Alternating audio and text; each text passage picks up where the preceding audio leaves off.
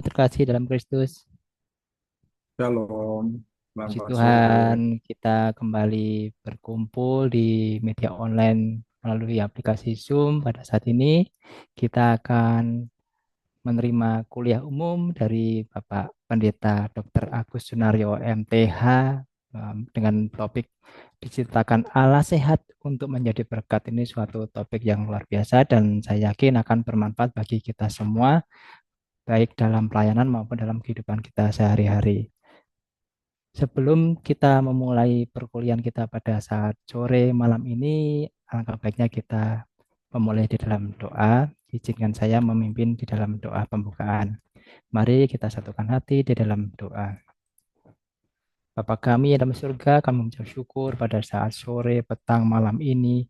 Kami masih dipertemukan oleh karena kuasa-Mu melalui media Zoom Tuhan. Kami mengucap syukur pada saat ini kami masih bisa menghadiri perkuliahan online Tuhan. Kiranya kami mau membuka hati, pikiran, dan menyiapkan diri kami Tuhan, supaya kami bisa fokus untuk menerima materi yang akan disampaikan oleh Bapak dosen nantinya Tuhan. Kami mohon kepadamu Tuhan, kiranya dengan kuat kuasa-Mu, jagai kami semua, tempat kami masing-masing, sehingga kami boleh fokus mendengarkan perkuliahan ini, dan juga Tuhan, kiranya sinyal internet di tempat kami masing-masing boleh stabil, dan perkuliahan ini dari awal pertengahan hingga akhirnya boleh berjalan, dan semuanya itu kami kembalikan untuk hormat kemuliaan nama-Mu. Urapi Bapak Pendeta Dr. Agus dalam menyampaikan perkuliahan pada saat sore ini, pimpin dengan Roh Kudus-Mu. Biarlah apa yang disampaikan nanti boleh menjadi berkat bagi kami untuk membekali kami dalam pelayanan kami masing-masing Bapak. Terima kasih Tuhan, dari awal, pertengahan hingga akhir kami serahkan perkuliahan ini dan kami mulai perkuliahan pada saat sore ini di dalam nama Tuhan Yesus Kristus. Kami berdoa dan mengucap syukur dan memulainya. Amin. Baik Bapak dan Ibu sekalian, sebelum kita memulai perkuliahan kita pada saat sore ini, nanti jikalau Bapak dan Ibu kan ada pertanyaan di tengah-tengah sesi, sekiranya bisa eh, memakai ikon raise hand dulu ya. Jadi nanti supaya kami mengatur siapa yang bisa untuk berbicara dan supaya tidak mengganggu apa yang akan disampaikan. Baik, untuk menyingkat waktu, saya serahkan waktu dan tempat kepada Bapak Pendeta Dr. Agus. Silakan. Baik, terima kasih Pak Ano Nendra yang sudah memberi kesempatan. Bapak Ibu yang saya kasih dalam nama Tuhan Yesus. Sore hari ini materi eh, yang saya mau bawakan adalah diciptakan Allah untuk menjadi sehat. Eh, jadi kesehatan ini kan menjadi sesuatu hal yang sangat mahal ya. Kalau Bapak Ibu ditanya mana yang lebih mahal, sakit atau sehat, Pak? Bu, Sehat, Pak. ya. Kalau ditanya sakit atau sehat, yang mahal. Sehat. Sehat mahal ya? Salah. Sakit mahal, Pak. Sakit yang lebih mahal. Sakit yang lebih Coba mahal. Bapak Ibu bisa bayangkan kalau seseorang sudah didiagnosa oleh dokter mengidap satu penyakit tertentu dan dia bahkan sudah mengumpulkan sekian banyak dari yang dia kumpulkan selama dia sehat. Habis atau malah bertambah, Bu, Pak? Habis, Pak. Nah, itulah realita yang sering terjadi. Sehingga topik sore hari ini kiranya bisa menjadi berkat buat kita sekalian. Bahwa sesungguhnya Tuhan itu menciptakan kita itu dari sejak semula itu sehat, ya. Jadi bukan sakit ya. Nah, tetapi kalau ada sesuatu yang akhirnya terjadi, ya itu berarti uh, ada sesuatu juga tentunya. Nah, sore hari ini kita mau belajar sesuatu itu. Nah, Bapak Ibu yang terkasih dalam nama Tuhan Yesus, firman Tuhan buat pengantar kita sore hari ini adalah dari 3 Yohanes 1 ayat 2. Firman Tuhan berkata demikian, saudaraku yang kekasih, aku berdoa, semoga engkau baik-baik dan sehat-sehat saja dalam segala sesuatu, sama seperti jiwamu baik-baik saja. Dan ini juga doa yang seringkali kita ucapkan untuk orang-orang yang kita kasihi, teman, sahabat, keluarga, bahkan kalau kita seringkali chatting gitu kan, biasanya di akhir eh, kalimat kita itu selalu kita ucapkan doa, kalimat doa. Kiranya Tuhan memberkati, diperlancar semuanya baik-baik, sehat, ya kan, tanpa kekurangan suatu apapun. Nah, Bapak Ibu, kita akan melihat bagaimana eh, kesehatan itu, kesehatan yang baik itu. Nah, kalau bicara tentang kesehatan, ini tidak saja bicara tentang fisik, tetapi bicara juga psikis. Ya. Kadang kan Bapak Ibu, kalau misalnya saya dulu waktu masih aktif bekerja, ya, kemudian ada staf yang eh, minta izin sakit gitu kan. Nah, tapi eh, kemudian teman yang lain sedang melihat, dok, nggak mungkin dia sakit karena tadi saya ketemu dia sedang berjalan di di toko atau di tempat-tempat keramaian gitu ya. Jadi eh, sakit itu kan tidak harus selalu secara fisik, tapi mungkin juga psikis ya. Jadi dia butuh istirahat secara psikis, kira-kira seperti itu. Nah, tetapi banyak orang itu selalu melihatnya dari sisi fisik. Jadi seperti itu.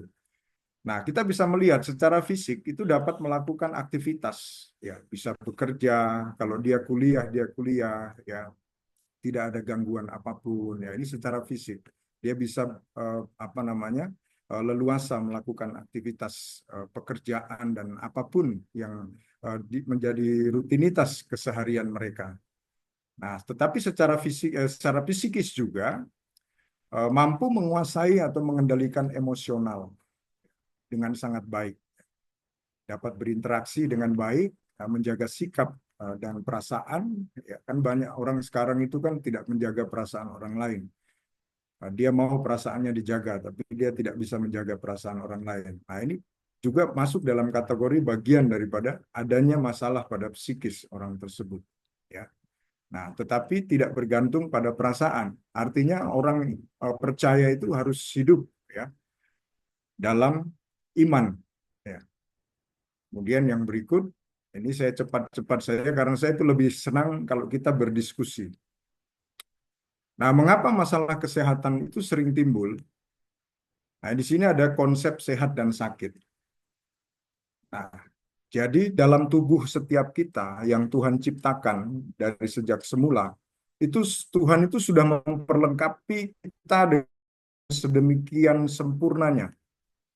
Ada yang disebut dan Bapak Ibu tahu dengan istilah antibodi atau daya tahan tubuh. Nah, tetapi daya tahan tubuh seseorang ini memang berbeda-beda. Ya, ada yang punya daya tahan tubuh atau antibodi itu sangat bagus, kuat, ya. Tetapi ada yang ya sebentar-sebentar ya mudah rapuh, kemudian suka sakit, ya. Nah, jadi sebelum orang itu sakit, itu kan sehat.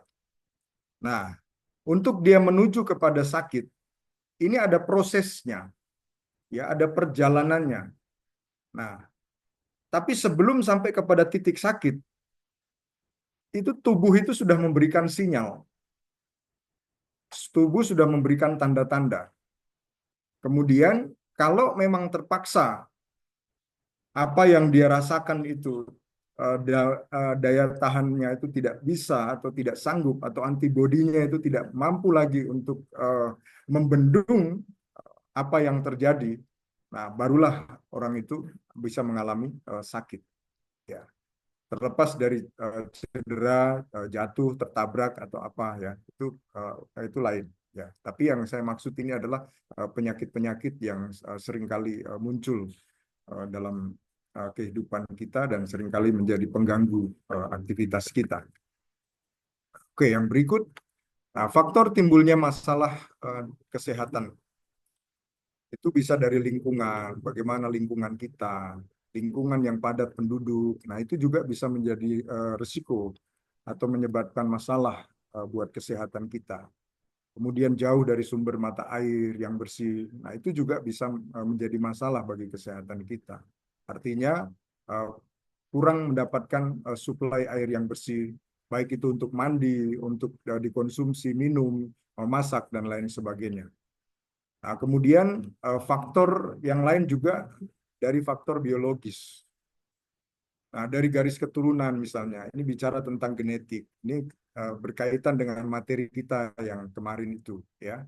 Lahir dengan cacat fisik, ya kan? Kemudian sakit turunan. Nah, kalau ini saya apa namanya menyebutnya ini itu masuk dalam kategori kehendak Tuhan, ya. Kemudian keadaan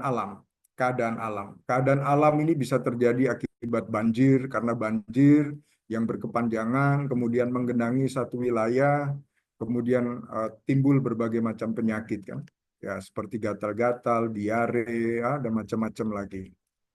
Nah, kemudian akibat daripada gunung meletus, ini gangguan alam ya, kira-kira seperti itu. Tapi ini pun tidak sering terjadi. Dan kalaupun terjadi hanya di tempat-tempat tertentu.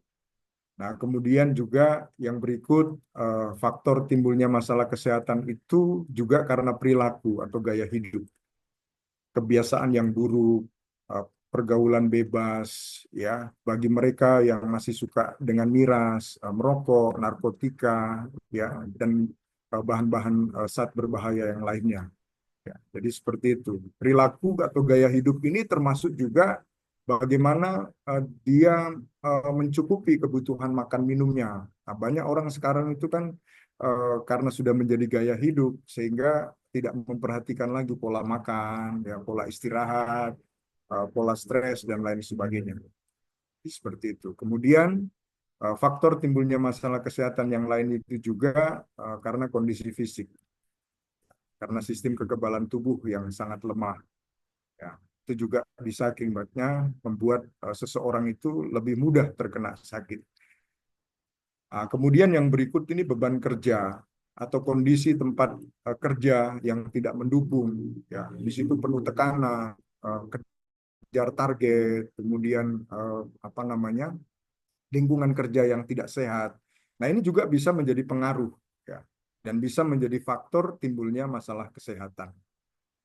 Nah, kemudian masalah sosial, bicara tentang ekonomi, bagaimana kemiskinan, kekurangan, nah, itu juga bisa menjadi pemicu, ya. Lalu bisa menimbulkan kejahatan-kejahatan yang lain. Dan itu bisa berdampak juga pada gangguan kesehatan. Nah, kemudian juga faktor yang lain bisa karena infeksi virus, bakteri, kuman, dan lain-lain. Nah, tetapi yang perlu Bapak Ibu garis bawahi di sini bahwa dari semua itu, ya, dari semua faktor itu, psikis atau mental itu mempunyai pengaruh lebih dari 80% terhadap risiko penyakit. Nah, karena itu Bapak Ibu yang terkasih dalam Tuhan kita Yesus Kristus, penting di sini untuk kita menjaga hati kita, menjaga iman spiritual kita. Oke, kita berikut.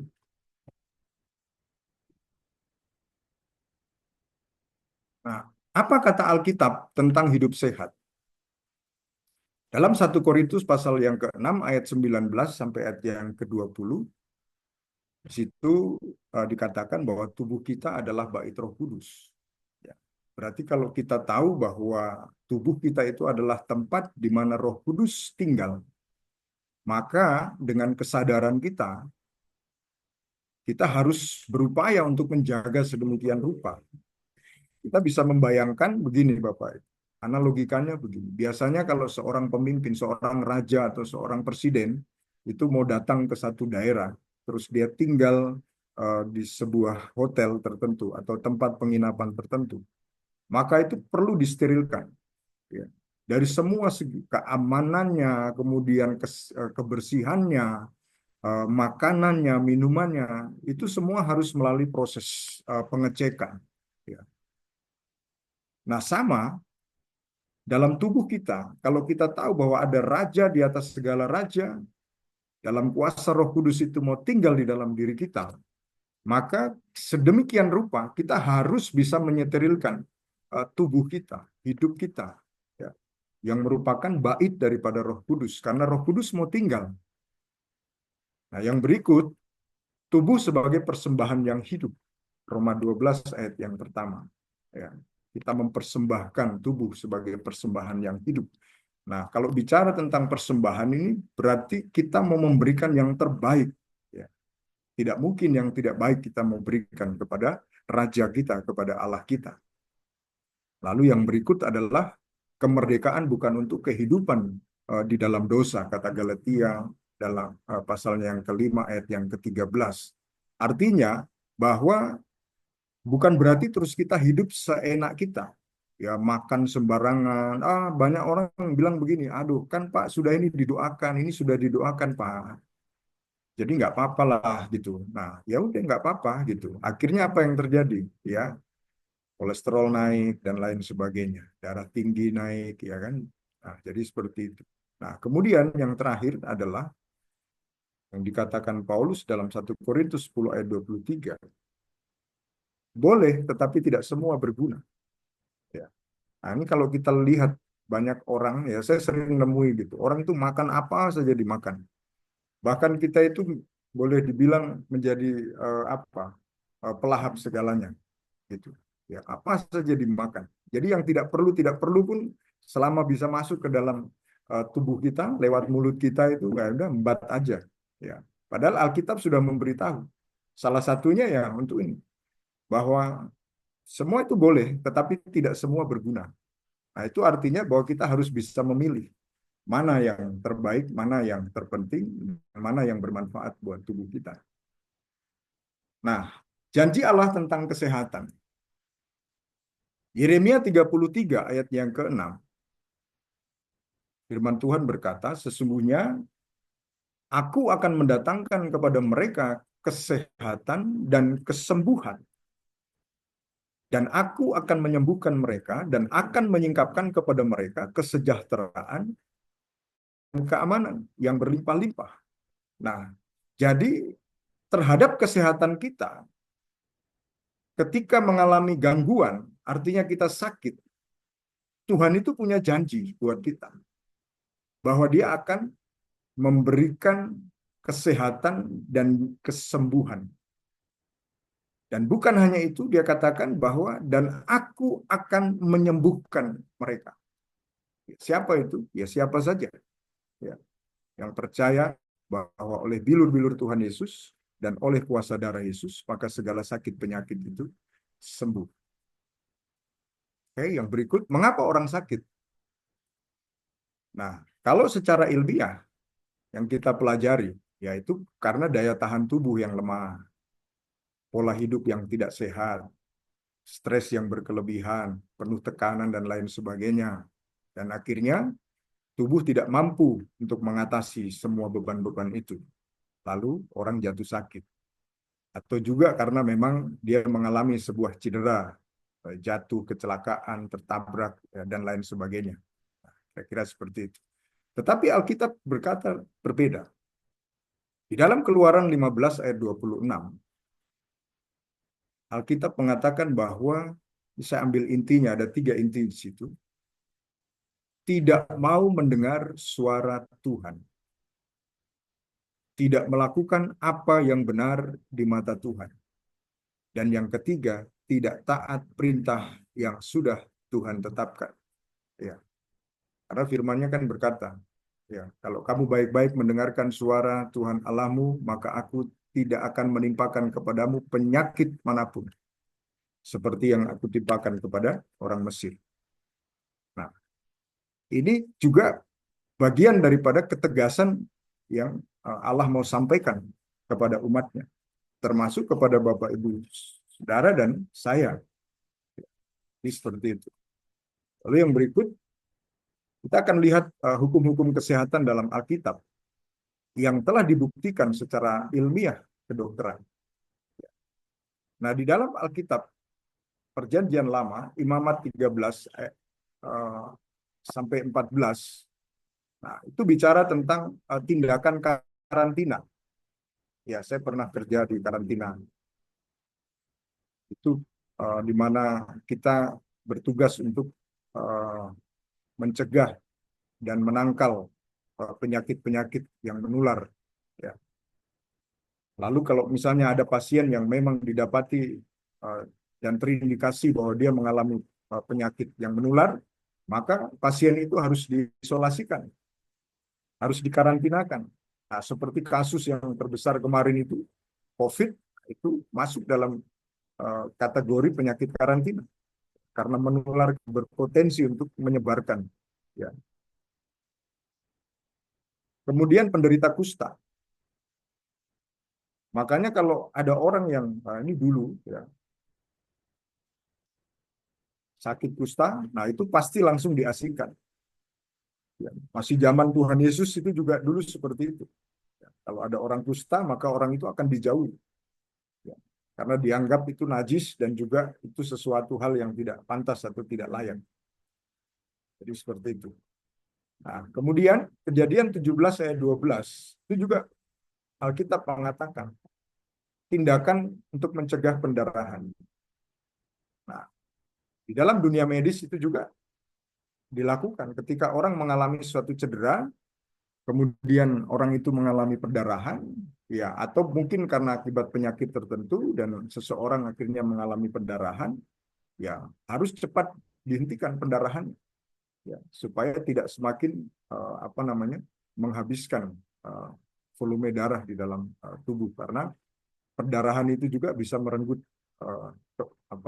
nyawa seseorang atau berakibat kematian bagi seseorang.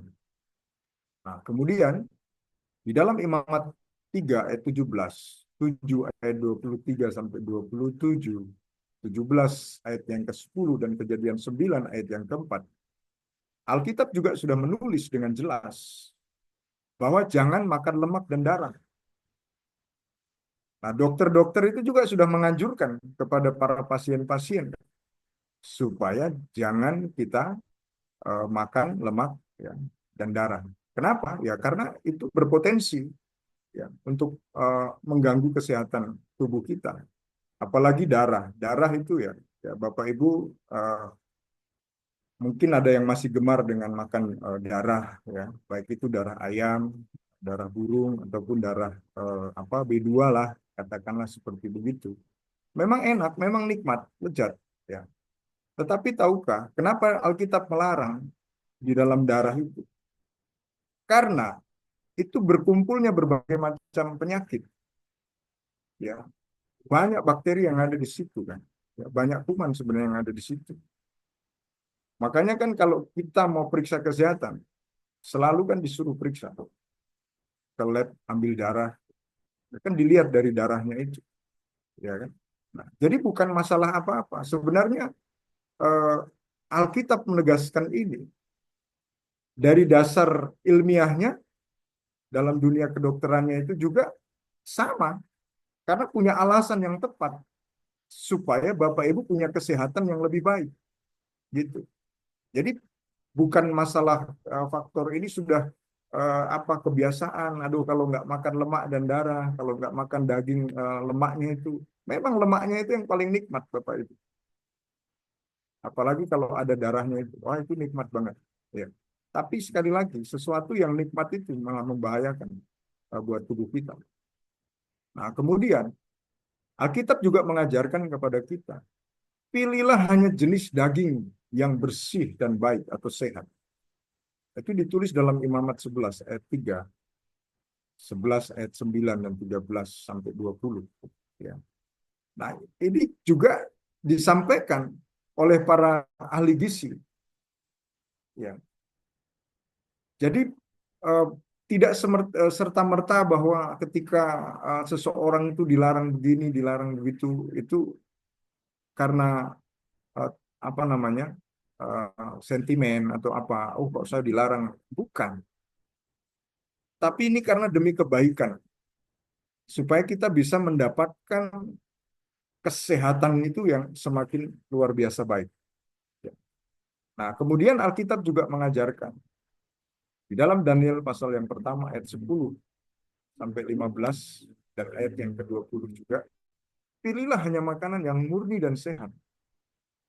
Nah, tapi kembali lagi kebiasaan kita itu apa saja kita makan, ya, selama itu bisa nikmat. Bapak Ibu, saya mau ingatkan begini. Analogikanya itu begini, Bapak Ibu.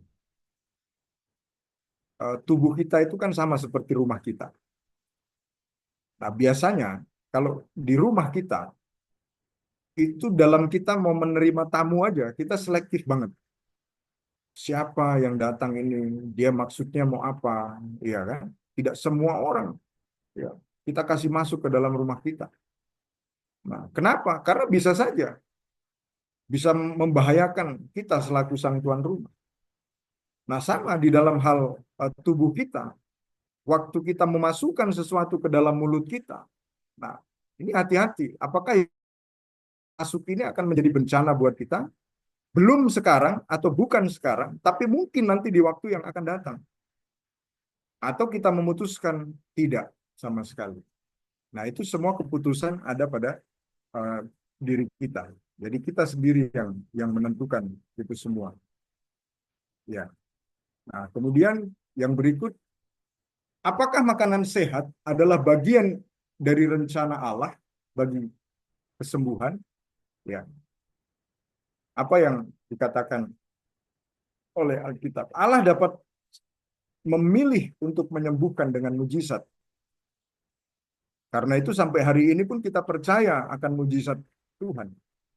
Bahwa oleh bilur-bilur tubuh Tuhan Yesus dan oleh kuasa darah Yesus, segala sakit penyakit bisa disembuhkan. Atau ia dapat memilih untuk menyembuhkan lewat ketaatan seseorang dahulu kepada hukum-hukum kesehatan yang telah Allah sediakan. Ya. Dan yang kedua, Tuhan dapat menyembuhkan tekanan darah tinggi atau hipertensi yang disebabkan karena kelebihan berat badan misalnya secara instan. Ya. Tetapi ia memilih untuk menganugerahkan kesembuhan hanya melalui disiplin orang itu. Jadi disiplin dulu untuk menurunkan berat badannya minimal sampai beberapa kilogram. Lalu kemudian mengatur pola makan, mengatur pola istirahat, mengatur pola stresnya. Nah, ini secara berangsur-angsur. Ini bukan tidak mungkin dan bukan tidak bisa bahwa tekanan darah itu dia akan terus seperti itu. Tetapi Tuhan lebih memilih untuk bagaimana supaya kita juga punya kemauan atau kerinduan yang sama sebelum Tuhan itu menyatakan mujizatnya untuk menyembuhkan kita. Nah, adalah memungkinkan bahwa banyak tidak terjadi kesembuhan karena banyak orang tidak mau mentaati perintah-perintah atau hukum-hukum Allah tentang kesehatan untuk mempedulikan tubuh mereka. Dan ini fakta. Ya. Firman Tuhan saja tidak didengar, apalagi nasihat dokter. Kira-kira seperti begitu. Ya, saya kasih kesaksian ada satu jemaat saya, di tahun 2017, itu sudah kena stroke pertama dia. Itu pas di momen Natal. Bangun tidur, dia tidak bisa menggerakkan tubuhnya, diam, tidak bisa berkata-kata, dan mulutnya sudah mulai miring, dan akhirnya keluarganya bawa ke rumah sakit, dan akhirnya dari hasil pemeriksaan dinyatakan dia mengalami stroke. Dan kami layani, dan terus kami lakukan upaya, ya, saya berikan tips-tips dan puji Tuhan, dia akhirnya pulih kembali seperti sedia kala dan bisa melanjutkan pekerjaan, aktivitas seperti biasa. Nah, apa yang terjadi? 1 tahun kemudian, dia mengalami stroke yang kedua. Itu juga kondisinya sangat buruk sebenarnya waktu itu. Tapi akhirnya dengan tekun, kami layani lagi, dan akhirnya dia bisa pulih. Yang ketiga lagi begitu. Nah, tetapi karena perilakunya itu tadi, Bapak Ibu, ya, dia tidak mau mengikuti apa yang disarankan dokter dan apa yang disarankan firman Tuhan, Nah, sekarang kena stroke yang keempat. Dan akhirnya apa? Lumpuh total saat ini. Tidak bisa ngapa-ngapain lagi. Kasihan istri dan anak-anaknya. Nah, jadi ini salah satu contoh, Bapak Ibu. Nah, Alkitab mencatat beberapa akibat penyakit. Jadi penyakit itu bisa membawa kita kepada kematian. Artinya, penyakit itu merupakan pintu gerbang untuk menuju kepada kematian. Dan itu ditulis dalam Ibrani 9 ayat 27. Lalu beberapa penyakit dipakai untuk memuliakan Tuhan. Ya, bisa. Jadi tidak semua orang yang sakit itu kemudian kita anggap itu sebagai sebuah hukuman atau sesuatu hal yang buruk. Belum tentu. Karena Tuhan juga mau dipermuliakan dengan caranya yang berbeda. Di luar daripada apa yang kita pikirkan. Seperti yang terjadi dalam kisah Yohanes 9 ayat 2 dan 3. Ada orang yang dilahirkan dengan cacat, buta matanya kan. Lalu murid-muridnya bertanya, ya kan? Di dalam 2 Korintus 12 ayat 9. Nah, ini dipakai untuk memuliakan Tuhan dalam keadaan sakitnya itu. Lalu beberapa penyakit dan uh, yang lainnya juga dan kematian itu dihasilkan dari ketidaktaatan dan ketidakpedulian. Nah, Alkitab sudah menulis itu dalam apa namanya? Hosea maksudnya ini, pasal 4 ayat 6. Kemudian Yesaya 1 ayatnya yang ke-9.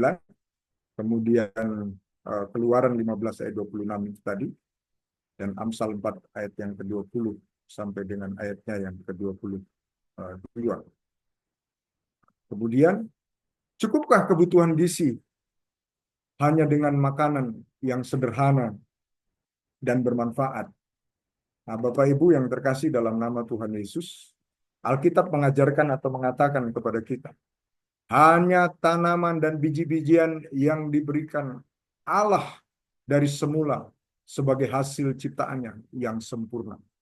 Kejadian 1 ayat 29. Yang kedua, Allah memberikan binatang sebagai makanan kepada Nuh hanya karena ada suatu kebutuhan pada saat itu. Kenapa? Yang pada waktu itu semua kan tergenang dengan air, tidak ada tumbuh-tumbuhan apa-apa. Ya, sehingga satu-satunya cara untuk mempertahankan kehidupan, ya ada ternak di situ yang bisa dipotong dan diambil dagingnya untuk dimakan. Jadi itu sebenarnya sifatnya hanya temporer, sementara saja. Tetapi apa yang terjadi? Kita lahap sampai hari ini. Kalau tidak makan daging, katanya tidak makan. Nah, apalagi kita yang ada di Sumatera ini, ya kan?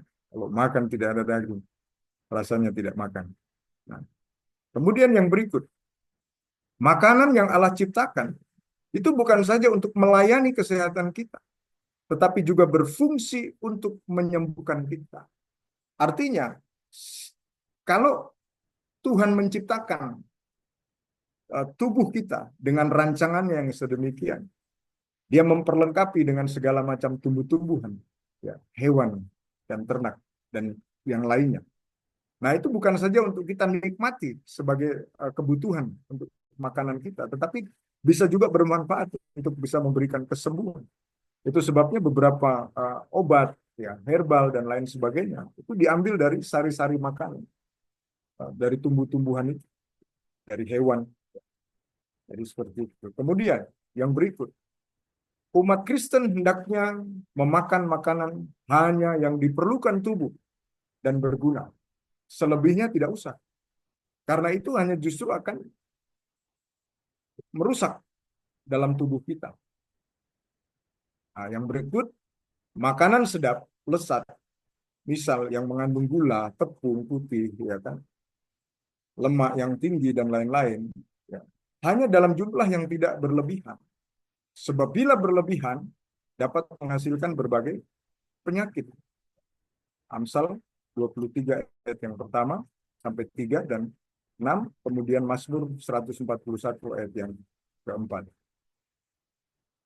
Nah, manusia dapat menjalani hidup yang lebih sehat dengan mengurangi lemak jenuh dalam makanan mereka. Kemudian, tubuh kita adalah bait Roh Kudus seperti yang saya katakan di awal. yang kita harus bisa menjaga sedemikian rupa. Kemudian makanan mahal bukan saja menghabiskan uang, tetapi bisa berakibat buruk juga bagi kesehatan tubuh kita. Nah, sebagai umat Allah, seharusnya mencari dan mempertahankan kebenaran dan tidak terbujuk oleh iklan di televisi, surat kabar, dan lain-lain. Ini penting, Bapak Ibu Saudara. Nah, ini bagian daripada pengendalian diri itu tadi. Kemudian yang berikut, sebagai umat Allah, kita ditantang untuk berbeda dari dunia. Dan yang berikut, pengendalian diri adalah salah satu buah roh. Jadi kalau kita bisa mengendalikan diri kita, menahan godaan dari segala macam jenis hidangan yang dihidangkan itu, maka kita memiliki pengendalian diri yang baik. Lalu yang berikut, kemerdekaan yang telah Kristus berikan bukanlah kesempatan untuk menuruti kehendak daging atau mengikuti semua kemauan kita. Dan yang terakhir, umat Allah membutuhkan kesehatan dan energi, menjaga tubuh tidak hanya untuk hidup lebih lama. Ini bisa menjadi catatan penting. Jadi kita itu membutuhkan kesehatan dan energi, menjaga tubuh tidak hanya untuk hidup lebih lama, tetapi juga diperlukan untuk berjalan ke kubur dengan penuh kekuatan dan semangat. Ayub pasal yang kelima, ayatnya yang ke-26. Kemudian yang berikut, 3 alasan penting mengapa kita harus bersikap menghargai makanan yang diciptakan Allah dan tidak membatasi makanan yang diolah manusia. Yang pertama, makanlah hanya zat-zat atau bahan-bahan yang Allah ciptakan sebagai makanan. Hindarilah apa yang tidak diciptakan sebagai makanan. Aku memberikan kepadamu segala tumbuh-tumbuhan yang berbiji, padi-padian, kolong-kolongan, dan kacang-kacangan di seluruh bumi, dan segala pohon-pohonan yang buahnya berbiji, artinya buah-buahan. Itulah akan menjadi makananmu. Tetapi kita lebih memilih yang lain. Nah, ini masalah sebenarnya, Bapak Ibu. Kemudian yang berikut, tubuh tumbuhan di padang akan menjadi makananmu. Dan yang kedua, sebanyak mungkin makanlah makanan sebagaimana mereka diciptakan sebelum mereka diubah atau diolah atau dikembangkan menjadi sesuatu yang manusia pikir bisa menjadi lebih baik. Ya, artinya apa? Kan sekarang ini kan banyak ini kuliner ini di mana-mana kan, Bapak Ibu.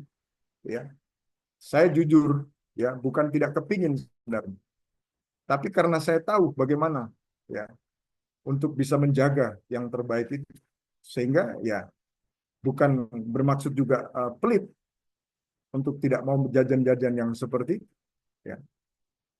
Tapi lebih baik kita konsumsi makanan-makanan yang terbaik. Ya. Itu maksudnya. Maka itu Alkitab mengatakan ada jalan yang disangka orang lurus atau benar, tetapi ujungnya menuju maut. Ya.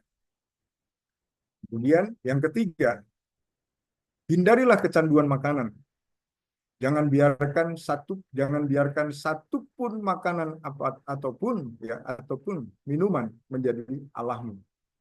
Nah, banyak orang itu kan sekarang kecanduan Coca-Cola misalnya kan, atau kecanduan teh pucuk, ya kecanduan apalagi itu, pokoknya minuman-minuman bersoda yang itu, dan kayaknya wajib sekali. Ya. Kemudian apalagi itu, extra jos, nah seperti itu. Ya. Nah, itu juga bisa menjadi berhala baru dalam tubuh kita sebenarnya, tanpa kita sadari. Sementara Alkitab mengatakan, jangan ada padamu Allah lain di hadapanku. Dan akhirnya kita begitu tergoda dengan makanan dan minuman itu. Menjadi sesuatu yang harus untuk menjadi kebutuhan tubuh kita. Zat-zat kimia, alkohol, obat-obatan, tembakau, ya, pinang dan kapur sirih. Ini waktu itu karena saya di Papua, Bapak Ibu. Ya. Jadi saya tulis pinang dan sirih. Ya. Tetapi juga orang Sumatera juga sebagian ada juga kan yang makan sirih juga kan. Nah, kalau ini akhirnya menjadi candu, itu sebenarnya sesuatu yang bisa mengganggu kesehatan kita. Kalau dia dipakai secukupnya, itu bagus. Seperti orang makan pinang. kalau seminggu 2 kali misalnya, atau seminggu sekali, 3 kali lah paling maksimal, itu akan memperkuat ya, kesehatan gigi kita akan bagus, gusi-gusi kita itu juga bagus. Tapi kalau tiap hari bahkan sehari bisa sampai lupa makan gitu kan, nah itu juga buruk. Makanan atau minuman yang mengandung kafein atau kopi, teh, lemak, gula, garam, dan lain-lain. Nah, ini juga bisa memicu masalah kesehatan bagi tubuh kita. Kemudian yang terakhir, kita harus sungguh-sungguh mendengar suara Tuhan, Allah kita, dan terus berusaha untuk melakukan apa yang benar di matanya, sehingga tidak ditimpakan bagi kita penyakit apapun juga. Ya, Keluaran pasal yang ke-15 tadi pada ayatnya yang ke-26. Kita lihat yang berikut. Masa hidup orang-orang Hunsa. Ini ada sebuah penelitian, Bapak Ibu, di abad ke-20 ya. Jadi dilaporkan pada awal abad ke-20 saat sebuah tim kedokteran yang dipimpin oleh Dr. Robert Max Garrison ini mempelajari orang-orang Hunsa. Ini orang Hunsa ini di pegunungan Himalaya pada tahun 1940-an pada waktu itu. Nah, orang-orang Hunsa itu memiliki masa hidup itu rata-rata 90 tahun dan seringkali sampai di atas 120 tahun. Dan yang unik lagi adalah para dokter yang tergabung dalam tim tersebut itu tidak menemukan satupun jenis penyakit seperti kanker, bahkan mohon maaf, bisul-bisul, borok, kudisan, itu tidak ada di sana. Radang usus buntu ya, ataupun gangguan pada usus besar, bahkan penyakit jantung, darah tinggi atau hipertensi itu ya tidak dikenal di antara mereka. Dan benar-benar itu mereka hidup sangat sehat. Ya. Kenapa? Karena mereka mengkonsumsi semua hal yang alami. Ya. Para ahli kedokteran juga menemukan bahwa orang-orang Hunsa tersebut makan kacang-kacangan, biji-bijian, sayur-sayuran, buah-buahan, dan polong-polongan. Dan tim tersebut juga menyimpulkan bahwa kebiasaan atau gaya hidup orang-orang Hunsa adalah minum air yang bersih dan selalu berolahraga dengan teratur. Dan kesetiaan mereka pada makanan seperti yang dideskripsikan dalam Kejadian 1 ayat 29 sampai 30 itu mereka lakukan di sana. Ya. Padahal mereka tidak mengenal Tuhan. Ya. Mereka tidak mengenal kebenaran. Ya. Tapi mereka sudah mempraktekkan bagaimana menikmati berkat Tuhan lewat tumbuh-tumbuhan atau alam yang ada di sekeliling mereka. Nah, pada tahun 1949, ya, orang-orang Hunsa ini telah diungsikan ke Pakistan dan masa hidup mereka sejak itu memendek karena perubahan makanan. Ya. Jadi ini sesuatu yang sebenarnya serius. Ya. Ya, kenapa waktu itu mereka diungsikan? Ya, seperti yang kita tahu, karena keamanan, ya, sehingga mereka harus berpindah ke wilayah yang berbeda dan mereka tidak mendapatkan lagi makanan minuman seperti yang mereka nikmati di tempat mereka. Nah, jenis penyakit yang sering kita jumpai di sekitar kita, ya, yang diakibatkan karena turunan mental atau psikis, ya, perilaku atau pola hidup, ya, itu dapat kita lihat. Perilaku itu bisa menyebabkan penyakit kelamin, misalnya bagi mereka yang suka hidup liar, boleh saya katakan begitu. Kemudian bisa mengakibatkan obesitas, ya kan? Ini perilaku. Diabetes tipe 2, ya, penyakit jantung, stroke, kanker, sirosis atau pengerasan hati, ya, sampai kepada HIV/AIDS, ya. Kemudian narkoba. Nah, itu perilaku. Sedangkan mental itu gangguan kepribadian, ya, kemarahan, kecemasan, ketakutan, kekecewaan, kebencian, kedengkian yang terlalu berlebih. Marah itu bukan tidak boleh, boleh. Tapi kalau terlalu marah-marah, bahkan sesuatu hal yang tidak wajar itu marah, apapun marah, ya, ini ada indikasi bahwa sesungguhnya sedang mengalami masalah pada mental. Kemudian penyakit yang diakibatkan karena turunan, ya, filia, kemudian thalassemia, ya kan, kemudian anemia sel sabit. Ya, ini di dalam darahnya itu kondisi apa namanya sel-sel darahnya itu berbentuk sabit, gitu ya. Kemudian asma, fibrosis kristik, ya kan, diabetes tipe 1, penyakit jantung. Ini juga bisa diakibatkan karena turunan, tapi tidak selalu, ya. Alzheimer, ya, dan lain-lain. Nah, jadi seperti itu. Nah, siapakah yang merancang penyakit bagi umat ciptaan Allah? Allah merancangkan dalam hidup setiap umatnya adalah rancangan damai sejahtera dan bukan rancangan kecelakaan. Dan juga bukan rancangan sakit penyakit. Ya. Nah, Yeremia 29 ayatnya yang ke-11. Tetapi oleh rancangan roh jahat, yaitu iblis dari sejak semula, guna memusnahkan umat yang Allah ciptakan dengan harapan supaya tidak ada lagi yang memuliakan Allah. Ayub 2 ayat 3c sampai ayatnya yang ke-8. Ya, Bapak Ibu bisa, nanti materinya saya bisa bagikan. Bapak Ibu bisa lihat ayat firman. Nah, firman Tuhan adalah obat yang paling ampuh dan mujarab. Ya, Amsal 17 ayat 22 ini semua anak Tuhan pasti hafal ya. Ya. Hati yang gembira adalah obat yang manjur. Ya, jadi bukan saja obat, tapi obat yang manjur. Tetapi semangat yang patah mengiringkan tulang. Ya. Tuhan menciptakan pikiran kita, hati kita untuk selalu gembira, untuk suatu tujuan agar kita umatnya mau tetap memuji Dia. Ya. Kunci hidup sehat adalah firman-Nya. Kembali ditekankan, Keluaran 15 ayat 26. Firman-Nya, jika kamu sungguh-sungguh mendengarkan suara Tuhan Allahmu dan melakukan apa yang benar di matanya, dan memasang telingamu kepada perintah-perintahnya, dan tetap mengikuti segala ketetapannya, maka aku tidak akan menimpakan kepadamu penyakit manapun yang telah aku timpakan kepada orang Mesir, sebab aku Tuhanlah yang menyembuhkan engkau. Kemudian yang terakhir adalah terima kasih. Itulah yang bisa saya sampaikan dari materi diciptakan Allah untuk menjadi sehat ini. Kiranya bisa memberi pencerahan buat kita sekalian dan bisa memberi manfaat yang baik buat kita semua, sehingga akhirnya kita bisa lebih memahami pentingnya menjaga tubuh kita dari apa yang Tuhan berikan, supaya akhirnya kita bisa menikmati masa tua tetap sehat, ya, awet muda, ya.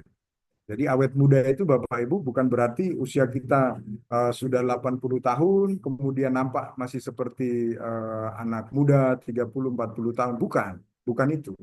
Yang dimaksud dengan awet muda itu adalah walaupun usia kita bertambah tua, tetapi kondisi kita itu tetap dalam keadaan sehat-sehat. Ya. Ya, kalau batuk pilek karena akibat mungkin kecapean, debu, ya kan, kemudian apa namanya kurang istirahat, atau juga mungkin karena cuaca, nah itu hal yang biasa, ya kan. Nah, itu seperti itu. Tapi yang dimaksudkan ini adalah penyakit-penyakit yang berat, seperti yang kita lihat mungkin ada tetangga kita, teman kita, atau jemaat kita, ya kan, atau orang-orang lain yang apa namanya saat ini ada dalam penderitaan sakit yang serius. Jadi seperti itu. Mungkin itu saja. Terima kasih. Saya kembalikan kepada moderator. Ya, Pak Ano, silakan. Baik, terima kasih untuk materinya Pak Dr. Agus, luar biasa sekali. Baik, Bapak Ibu sekalian, jika ada yang ingin bertanya terkait materi, dipersilakan. Boleh melalui kolom chat ataupun bisa langsung open mic. Silakan Pak Rudi Harsono. Malam Pak Dokter. Ya, shalom, selamat Ya, malam. mohon maaf Pak ya, saya off cam lagi di jalan Pak. Oh ya, siap. Ya, saya mau tanya Pak, baru beberapa tahun ini kan COVID sudah berlalu ya Pak ya. Ya, Artinya hilang sekejap tanpa ketahuan jejaknya Pak. ya, Nah, sama lagi ada satu penyakit, misalnya batuk pilek Pak. ya, Yang kita derita itu Kadang kita sembuh, kadang sudah minum obat sembuh, minum obat sembuh. Ya. Nah, apa bedanya Pak COVID sama penyakit batuk atau pilek Pak? Kenapa penyakit batuk dan pilek itu tidak pernah musnah Pak? Itu Pak pertanyaan saya. Terima kasih Pak. Ya, oke, baik. Jadi Pak Rudi ya, sebenarnya itu tidak ada bedanya karena virus eh, itu kan dia masih masuk dalam kategori satu keluarga itu, ya kan. Nah, hanya COVID itu memiliki sesuatu hal yang lebih serius gitu. Ya, artinya tingkatan. Jadi kalau misalnya dalam keluarga itu ada bayi, ada anak-anak, ada remaja, ada dewasa, ada orang tua, ada opung, ya atau mbah. Nah, COVID itu mungkin boleh dibilang ya masuk dalam kategori yang paling tinggi itu dibandingkan dengan flu batuk biasa. Tetapi kalau flu batuk biasa itu sebenarnya kan eh, apa namanya? Kalau yang ringan itu kan sebenarnya masih dalam tahap eh, gejala, ya. Karena nanti tubuh sendiri itu bisa mengatasi, ya, bisa mengatasi. Artinya dengan cukup dengan kita beristirahat, makan yang baik, kemudian minum yang lebih banyak dari biasanya. Nah, itu biasanya dengan cepat, bahkan tanpa obat pun itu bisa bisa apa? Bisa teratasi, ya. Jadi seperti itu. Gitu Pak Rudi. Iya Pak, Bisa tapi diterima. kenapa virus apa eh, flu dan batuk itu nggak pernah musnah Pak? Tapi kalau COVID itu musnah gitu Pak, seketika gitu Pak. Apa memang COVID itu Nah, kalau itu, ada lagi atau memang seperti kayak flu batuk itu Pak, yang sesaat kita bisa sakit dan sesaat bisa sembuh. Kalau ya, COVID kan kita sakit dan sembuh langsung Pak. ya. Jadi kan Pak, kalau terkait dengan itu, eh, kenapa seperti flu, batuk, pilek hari-hari itu selalu dirasakan oleh setiap orang? Ya, kembali kepada daya tahan tubuh kita itu Pak, sebenarnya.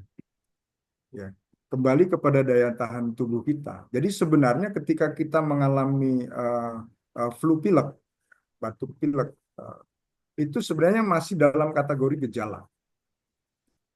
Ya, gejala bahwa atau tanda bahwa kita itu sedang tidak baik-baik secara antibodi kita.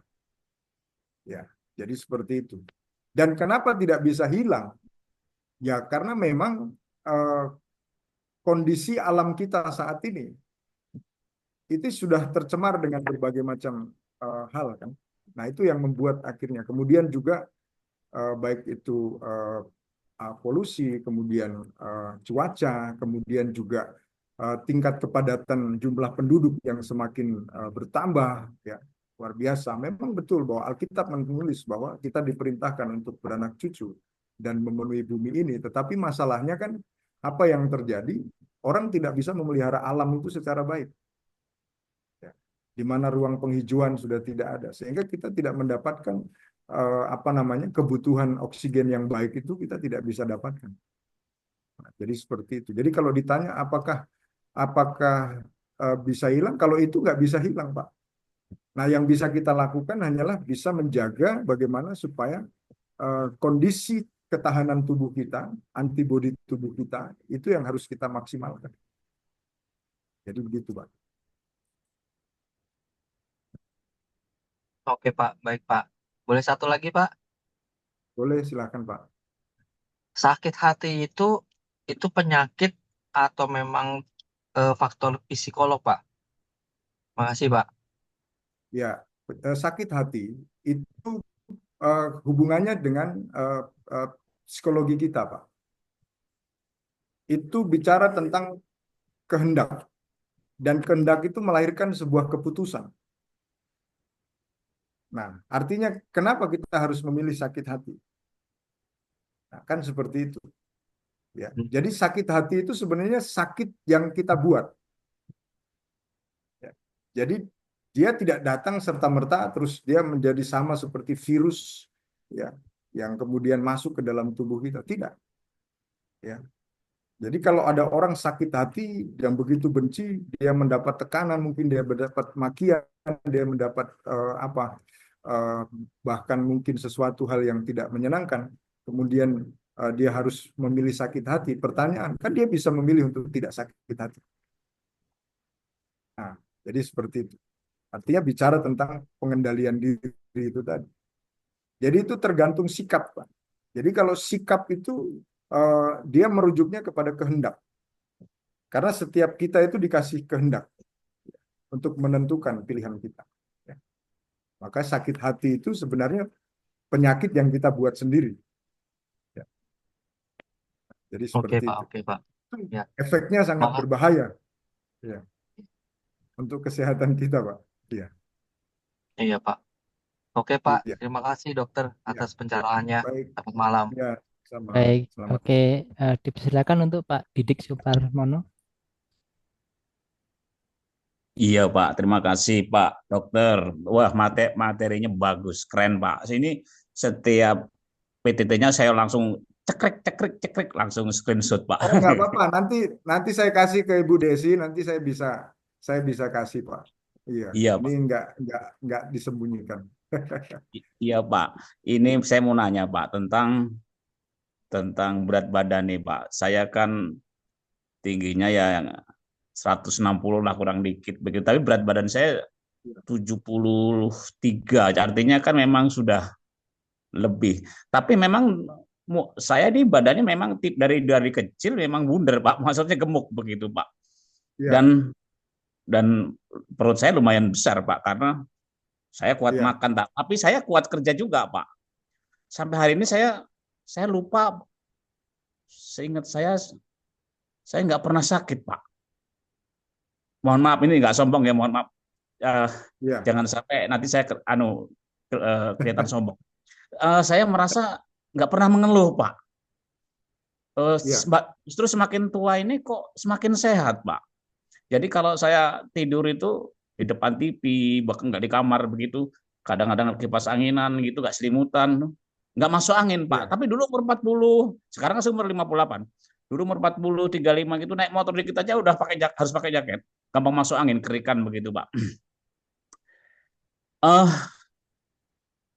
Masalah berat badan Pak, apa sih kok dilarang berat badan itu itu penjelasannya bagaimana ya Pak? Terus kan ada berat badan ideal begitu ada rumus-rumusnya itu saya lupa sih yang apa ya setinggi badan dikurang iya, 100 begitulah. Nah itu ada iya. toleransinya nggak Pak? Apakah harus sekian begitu Pak? Tolong Pak, makasih Pak. Oke, baik Pak. Ya, memang sebenarnya kalau bicara kenapa dalam dunia kesehatan itu sudah mengukur atau sudah memperhitungkan semuanya itu, karena itu semua berdasarkan penelitian-penelitian bahwa kenapa kita harus memiliki berat badan yang ideal gitu. Tujuannya adalah supaya tidak menjadi masalah yang akan bisa mengganggu pada hal-hal yang lain. Karena seperti misalnya dengan kelebihan berat badan. Nah, itu kan akan bisa menjadi pemicu, bisa terjadinya misalnya seperti kolesterol, bisa mengakibatkan juga karena hipertensi, dan juga penyakit-penyakit yang membahayakan seperti jantung, ya, dan lain sebagainya. Nah, tetapi juga bahwa ada orang yang mengatakan begini, oh enggak, saya kurus, tapi saya sudah kena kolesterol. Nah, itu juga bisa juga gitu. Memang akhirnya orang jadi merasa bahwa orang apa namanya kenapa harus mengidealkan uh, uh, berat badan. Sebenarnya kembali itu uh, tujuannya adalah bagi para para petugas kesehatan itu karena berdasarkan hasil penelitian-penelitian itu yang mendapati bahwa ketika orang yang kelebihan berat badannya itu ideal. Nah, kalau tadi Bapak menceritakan, Pak Didik menceritakan kalau dulu waktu malah justru waktu masih umur-umur di bawah sekarang itu kondisi kesehatan malah kadang naik sepeda motor aja, kadang harus pakai jaket dan habis itu menggigil dan sebagainya. Tapi justru di saat usia yang seperti ini sudah bertambah, justru malah mendapatkan kualitas kesehatan yang lebih baik. Nah, terkadang Pak, secara tidak kita sadari, itu tubuh kita itu juga dia bisa merubah pola. Ya, dia bisa merubah pola, ya, mengikuti apa yang menjadi bukan kebiasaan ya, tetapi mengikuti perkembangan dari perjalanan kehidupan seseorang gitu. Ada yang dulu ringkih gitu ya, ringkih itu artinya suka sakit-sakit, tapi begitu sudah umur sekian justru malah kesehatannya makin membaik. Nah, itu kenapa? Karena itu tadi kembali kalau di beberapa materi pertama tadi saya sampaikan tentang sehat dan sakit itu, ya skema sehat dan sakit itu, karena bisa jadi waktu Bapak di usia sebelumnya itu kekebalan tubuh atau antibodi itu masih belum sebagus sekarang ini, gitu. Nah, itu bisa didapat dari mana? Bisa didapat dari mulai pengertian, mulai bisa menjaga pola, mulai bisa mengatur waktu istirahat dan lain sebagainya. Dan biasanya Pak, biasanya dalam pengalaman saya, tadi Bapak menceritakan juga, kalau sampai seusia sekarang ini, puji Tuhan, tidak pernah mengalami sakit. Nah, ini biasanya Pak, orang-orang yang seperti ini biasanya orang yang sudah selesai dengan hidupnya. Dia sudah selesai dengan dirinya. Walaupun masalah banyak, walaupun persoalan banyak, gitu. Tetapi dia sudah selesai dengan dirinya. Artinya apa? Dia tidak mempersoalkan itu. Dia hanya mau menikmati kehidupan yang Tuhan berikan. Sehingga apa? Akhirnya dia semakin mengalami kesehatan yang luar biasa. Dan itu saya menemukan beberapa orang seperti itu, Pak. Gitu.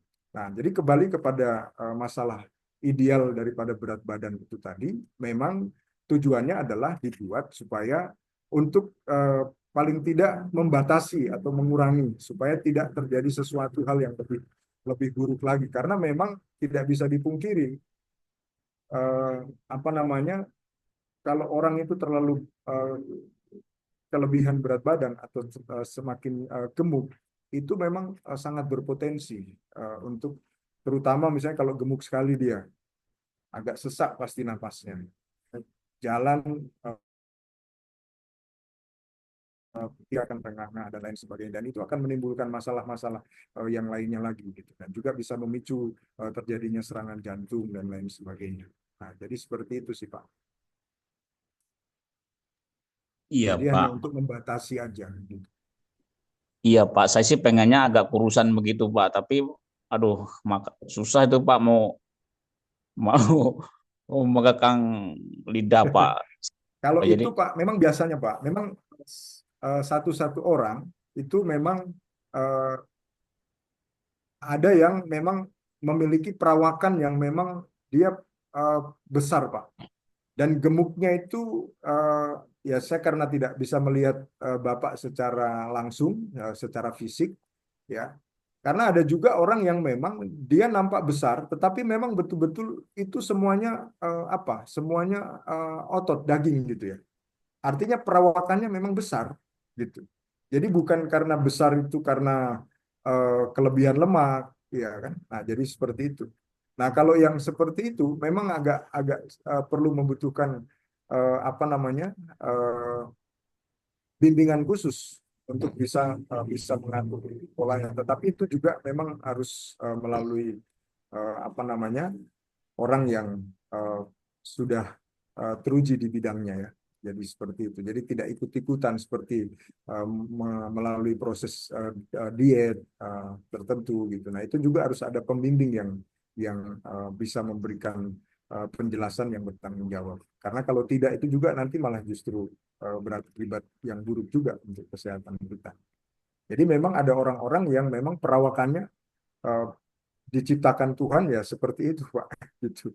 Jadi ya, ada saudara saya itu juga gitu. Mas, aku kepingin gemuk ini kurang tapi kok nggak bisa. Ya saya bilang dari bentuknya kamu itu memang perawakanmu besar. gitu. Jadi kamu mau kecil seperti apa, tulangmu aja besar gitu. Gitu. Jadi memang sulit gitu. Berarti memang itu sudah apa namanya ciri yang Tuhan berikan. Tetapi selama kita bisa menjaga, kemudian mengontrol seluruhnya, semuanya atau seluruhnya, ya, nah itu akan jauh lebih baik. Ya. Jadi seperti itu. Itu sih Pak, kurang dan lebihnya mohon Iya, dimaklumi. makasih Pak. Matur nuwun Pak, makasih Pak. Kalau Turun, saya ya, Pak. saya itu kenapa saya mohon maaf sehat itu karena memang secara fisik saya kalau dulu kan kurang kurang keluar keringat begitu Pak kerjanya itu. Nah, kalau Iya. sekarang ini karena beralih jadi petani kan waduh itu kan Makin sehat. bahkan keringat bergerak. Ya. Yang kedua pikiran Pak. Ini kan Nah, saya belajar terus. Jadi rohaninya baik, semakin baik. Terus pikirannya semakin matang. Jadi agak-agak gedablek gitu lah, nggak khawatiran begitu, nggak ada yang takut, nggak ada yang takuti gitu. Kata Paulus, hidup adalah Kristus, mati adalah keuntungan. Jadi keberuntungan. Jadi itu kan keren Pak. Nggak ada yang ditakuti Pak. Ya mati ya sudah nggak apa-apa gitu. Jadi artinya matang gitu Pak. Karena umurnya juga matang kan 58 hampir 60 itu kan sebenarnya matang. ya. Itu sesuai dengan pikirannya Pak. Saya juga mengimbangi karena belajar terus Pak, karena belajar karena jadi itu sangat menolong Pak ternyata semakin bijak karena saya juga nulis tugas akhir ini tentang kebijaksanaan Pak. Ternyata bijak itu untuk jadi bijak itu harus banyak mendengar Pak, membaca, mendengar begitu. Jadi ya itu yang saya rasakan. Terima kasih Pak. Ya, terima kasih. Jadi saya menyambung sedikit saja. Saya kalau ada eh, orang yang dibawa datang ke tempat saya sakit, pertama yang saya tanya adalah, Bapak, Ibu, mohon maaf, bagaimana hubungan Anda dengan Tuhan? Itu pertanyaan pertama saya. Kenapa? Eh, Ilustrasinya begini, Bapak, Ibu. Kalau kita punya tanaman bunga di pot bunga itu, kita cabut, ya, dari tanah yang ada di pot bunga itu, kita letakkan di luar pot bunga itu. Pagi kita cabut, sore apa yang terjadi, Bapak Ibu? Pasti layu. Besok kita biarkan, makin layu, lusa pasti kering, dan berikutnya pasti mati. Begitu juga kalau kita kalau kita pelihara ikan di kolam, lalu kita iseng kita keluarkan ikan dari kolam itu, dia menggelepar di luar kolam itu seharian, ya pasti dia akan kelimpungan dan dia akan mati. Nah, sama. Ketika kita punya hubungan tidak baik dengan Tuhan, itu menjadi masalah besar buat kesehatan kita. Sehingga saya selalu itu menjadi pertanyaan saya pertama. Ya, dulu waktu saya masih di klinik itu juga begitu. Saya tanya, bagaimana?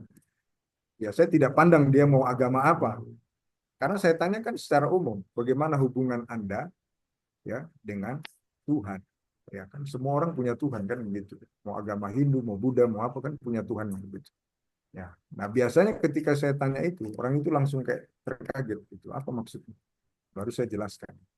Jadi betul Pak. Makanya saya katakan tadi Pak Didi, Bapak itu sudah menjadi pribadi yang luar biasa, artinya sudah selesai dengan diri Bapak.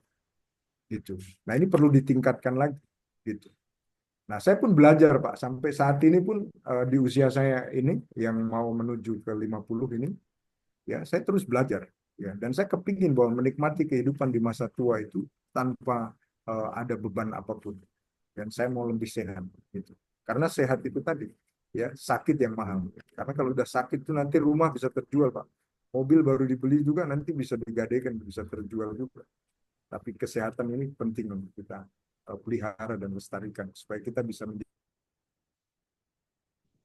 buat banyak orang. Oke, mungkin itu saja. Ada yang lain? Masih ada Baik, waktu lagi. dipersilakan untuk Pak Alawan. Terima kasih luar biasa DTU Kafruta Ministry luar biasa mengangkat masalah ini ya. Makasih Pak Dokter, Pak Didik yang dari Lampung tadi luar biasa. Kita pengen seperti Pak Didik malahan. Tidak. Ya Pak Dokter ya. Haleluya. Memang poin Ya, yang kedua yang tanya Pak Didik di BPJS juga lagi sibuk mengurus yang tentang PTM itu. Karena PTM itu makan banyak biaya buat BPJS. Merugikan BPJS PTM berat badan itu, Pak. Baik, yang menjadi pertanyaan saya tentang masalah fisik. Ya, pertanyaan pertama tadi yang tentang fisik spiritual, Pak. ya, Depresi. Depresi ini kan bukan hanya terjadi di marketplace, tapi juga di pelayanan juga kadang-kadang ada, Pak ya. Kira-kira betul. indikator apa yang sampai dari level tertentu apa yang harus diwaspadai, Pak? Karena kadang-kadang kalau kita diamkan, ada nggak jujur juga orangnya kan. Ya, Sampai indikator apa yang bahwa itu sudah menjadi kritis gitu, depresi itu, Pak. Supaya kita bisa mengobatinya atau menanggulangi supaya jangan mengganggu pelayanan atau pekerjaan di marketplace, Pak Dokter. Makasih, Pak. menyangkut diri kita atau jemaat yang kita layani. Oh, iya. Kadang-kadang teman sepelayanan kan ada yang depresi juga, Pak. Bukan hanya jemaat Ya, gitu. nah, bapak-bapak dan ibu-ibu yang saya kasih dalam Tuhan, terima kasih pertanyaannya buat Pak Alwan Girsang. Bapak di Ambon ya? Iya, Pak. Saya dengan istri dari Ambon malah ke sini, Pak. Oh, luar biasa.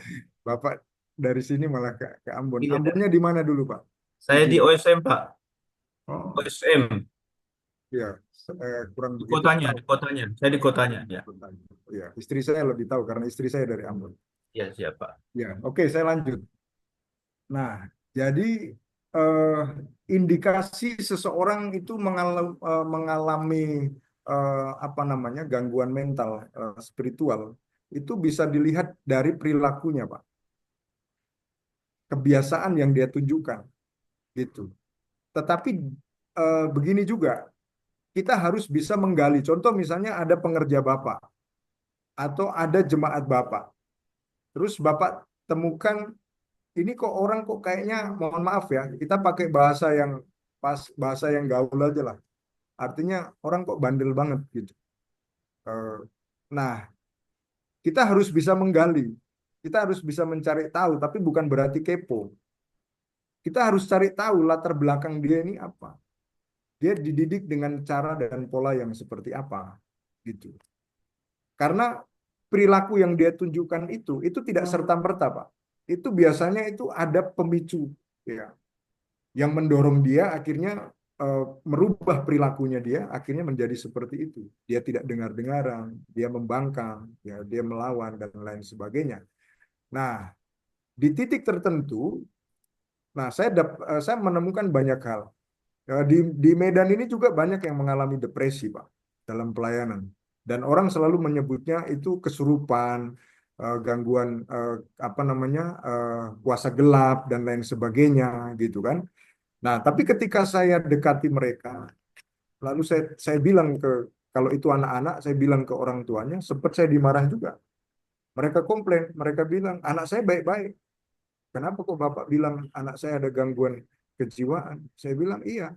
Ini anak saya kesurupan, bukan. Percaya deh, saya bilang.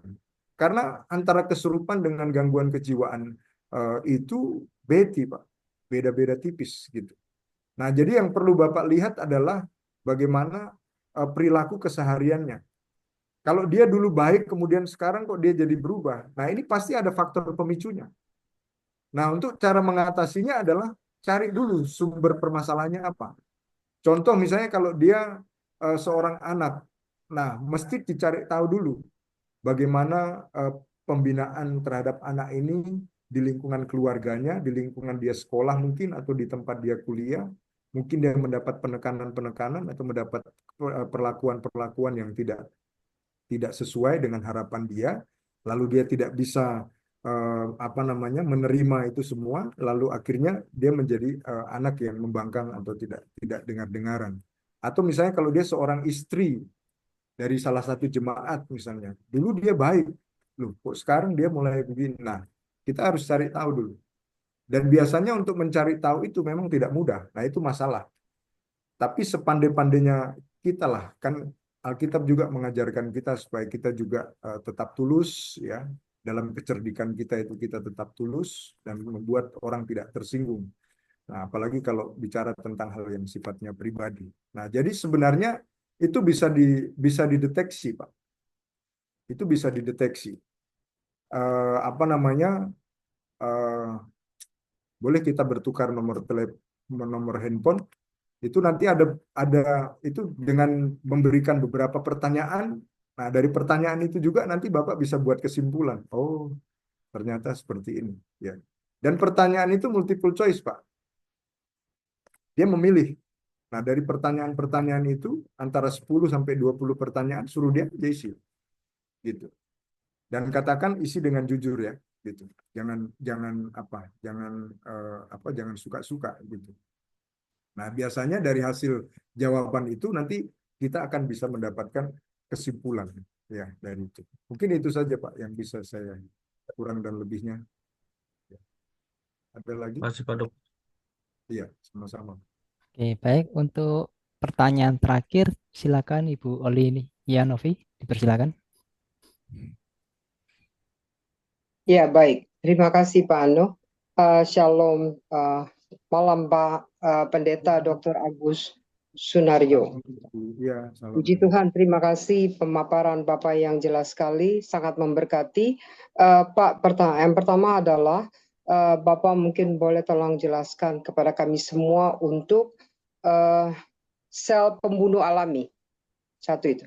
Yang kedua, saya mau bersaksi bahwa saya lahir di Manado, saya orang Manado, tahun 61. Saya mulai tinggal di Jakarta tahun 63, dan sampai hari ini saya hanya bolak-balik Jakarta Manado. Saya mengambil keputusan untuk tinggal di Manado karena memang dengan usia saya 60-an tahun, sekarang saya 63, saya lebih suka suasana yang di Manado. Karena di sini kita tua di jalan di Jakarta. Saya sudah puluhan tahun tinggal di Jakarta dan saya mau kembali ke Manado bersama suami, dan suami saya sudah lebih dulu, dan enak di sana. Dan kami punya kebiasaan bubur Manado kan enak, tinggal petik di sekitar rumah semuanya, dan kami makan sehat. Dan saya seseorang yang karena pernah sakit minggu ketiga tahun 75 sampai dengan tahun 80 yang cukup parah, jantung saya klepnya bocor, mas saya kronis dan kena paru-paru basah, tapi semua diobati, tidak mau waktu itu mama saya tidak mau untuk saya dioperasi, sehingga hanya dengan obat saja, pengobatan, tetapi itulah bolak-balik karena saya kena kuasa kegelapan. Nah, dari situlah saya harus sehat, dokter. Karena tanpa kesehatan kita tidak bisa berbuat apa-apa. Saya sudah mengalami bayar rumah sakit saat itu tahun 76, saya mulai masuk rumah sakit 2 Januari. Itu luar biasa mahalnya. Kita berpindah-pindah karena saya bilang, coba rumah sakit yang satu, Pak. Saya coba demikian. Nah, usia saya waktu itu 15 tahun. Nah, saya sehat.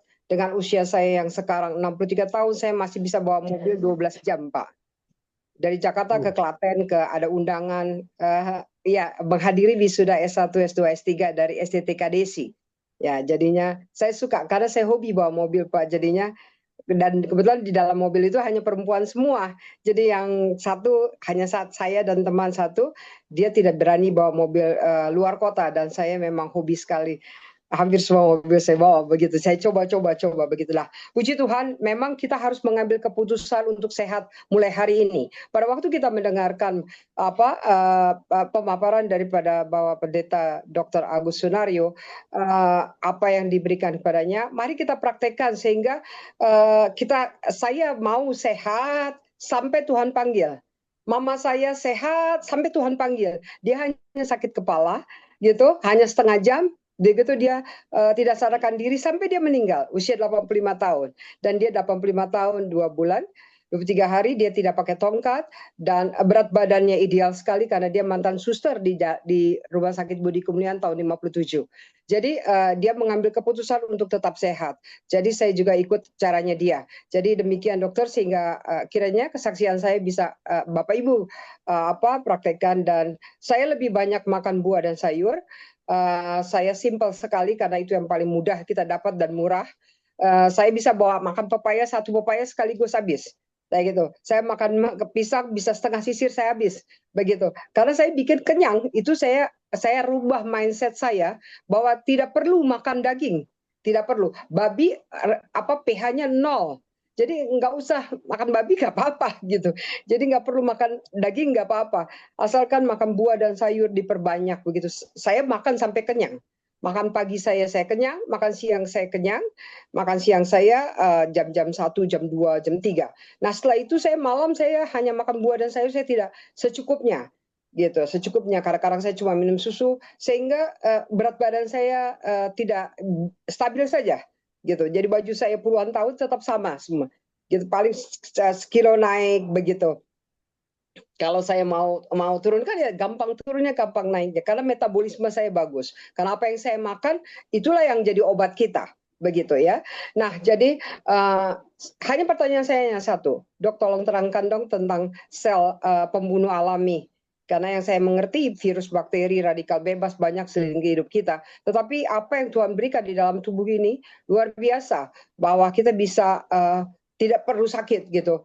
Tetapi ya kembali lagi gaya hidup kita, hati-hati, perhatikan, banyak minum air putih seperti tadi di Hunza, dan banyak makan buah dan sayur. Mari kita kembali apa yang Tuhan mau dalam kehidupan kita. Terima kasih, Tuhan Yesus memberkati. Ya, baik. Terima kasih, Ibu. Sedikit saya menangkap kalau misalnya kurang ya mohon dimaklumi ya. Jadi bicara tentang sel pembunuh alami ya atau yang disebut dengan natural killer, ya, sel NK ya. Itu adalah jenis sel darah putih yang merupakan bagian dari sistem kekebalan tubuh bawaan. Jadi setiap kita itu diciptakan oleh Tuhan itu sudah diperlengkapi sedemikian rupa secara detail. Ya, jadi sebenarnya tubuh itu sendiri punya kemampuan untuk melawan setiap apapun yang akan mencoba untuk merusak sistem dalam tubuh kita itu. Mau virus, mau bakteri, mau apa saja. Nah, itu tubuh kita itu bisa memberikan perlawanan. Nah, hanya persoalannya kadang kita itu tidak memiliki kepekaan. Contoh. Waktu tubuh kita itu sudah mulai terasa, contoh misalnya kayak begini, kita sudah menguap-menguap. Itu artinya sinyal tubuh memberitahu bahwa kita itu sudah dalam keadaan lowbat, ibarat baterai itu. Tapi apa yang terjadi? Kita paksa kan? Kita paksa. Nah, sehari, 2 hari, 3 hari, terus akan berlangsung seperti itu. Oke, tubuh dia bilang begini, mungkin dia tidak bicara, tapi dia bilang begini. Oke, kali ini aku maklumi, besok aku maklumi, seterusnya aku maklumi. Nah, tiba di satu titik, akhirnya seperti kita kena sambar petir gitu, jebras. Kemudian kita boleh saja game over atau mungkin kita collapse yang lainnya gitu kan. Nah, jadi seperti itu. Jadi sebenarnya fungsi utama daripada sel pembunuh atau natural killer itu berfungsi untuk mengenali dan menghancurkan sel-sel yang terinfeksi oleh virus dan sel-sel kanker itu termasuk juga gitu. Nah, tetapi karena kita itu tidak memiliki sebuah kepekaan sehingga kita tidak merasakan itu. Makanya contoh kalau orang yang kanker itu biasanya jarang. Kanker itu jarang didiagnosa dokter itu di stadium-stadium awal itu jarang. Biasanya itu stadium 3 ke 4 gitu. 2 pun jarang gitu. Ya, ada tapi jarang gitu ya. Nah, jadi sebenarnya kalau misalnya dari awal itu kita sudah memiliki kepekaan, kita tahu bahwa apa yang terjadi dalam tubuh kita, karena tubuh itu akan dengan sendirinya itu akan memberikan tanda-tanda perubahan-perubahan itu. Nah, kalau kita peka, akhirnya kita bisa secepat mungkin untuk mengatasi. Mungkin kita boleh bersembunyi di balik begini, ya maklumlah kalau dokter kan bisa, kalau bidan kan bisa, kalau perawat kan bisa, atau tenaga kesehatan lain bisa. Kita ini orang awam, apalagi pendeta, mana mungkin kita nggak belajar tentang itu. Bukan. Sebenarnya nggak artinya begini. Contoh yang paling sederhana itu tadi, waktu kita menguap, itu sebenarnya tubuh sudah memberikan kita sinyal, sudah memberikan kita tanda bahwa kita harus beristirahat. Tiba-tiba kita terasa lapar. Tadi kayaknya baru makan, tapi kok udah rasa lapar lagi. Ya artinya, berarti tubuh kita memang sedang membutuhkan asupan makanan tambahan. Walaupun tadi mungkin baru 2 jam yang lalu kita makan. Nah, itu sinyal-sinyal yang secara tidak langsung yang Tuhan berikan bagi tubuh kita sedemikian rupa. Nah, jadi seperti itu. Nah, tugas atau fungsi daripada natural killer itu tadi atau sel pembunuh alami, ya, itu mereka bekerja dengan cara mengincar ya sasaran-sasaran yang dianggap berbahaya gitu kan. Seperti virus masuk, kemudian juga ada bahaya-bahaya lain, bakteri-bakteri yang lain. Nah, hanya kadang kekuatannya dia menjadi lemah karena kita tidak memberikan cukup istirahat misalnya dalam tubuh kita. Makanan kita juga mungkin yang penting kita kenyang. Kita tidak memberikan asupan makanan yang memberikan nilai nutrisi yang baik. Nah, ini juga penting sebenarnya. Walaupun mungkin oke lah kalau kita tidak bisa 3 kali dalam sehari memberikan makanan yang mengandung asupan gizi yang baik. Tapi paling tidak dalam 3 kali kita makan itu ada 1 atau 2 kali yang bisa mengandung kandungan gizi yang bisa dibutuhkan untuk tubuh kita itu. Nah, sehingga bisa menolong sel pembunuh alami ini tadi dalam mengerjakan tugasnya itu tadi gitu. Karena makanan sel itu adalah nutrisi-nutrisi yang baik dari setiap suplai makanan. Itu yang pertama. Yang kedua, pola stres.